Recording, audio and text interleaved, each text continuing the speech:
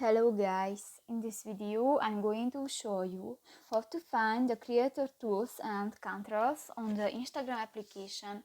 But first of all, I just want to mention, please don't forget to subscribe to our channel, because at 100,000 subscribers we are going to show you our YouTube revenue statistics and growth strategy, how to make money online. So let's jump into it.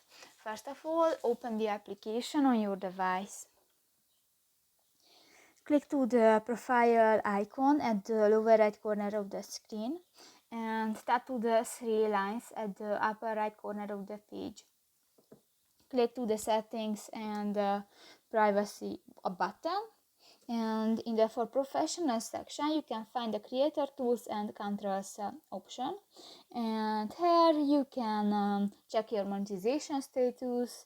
You can add new professional account, and you can check your branded content, partnership ads, saved replies, frequently asked questions, and author information and settings.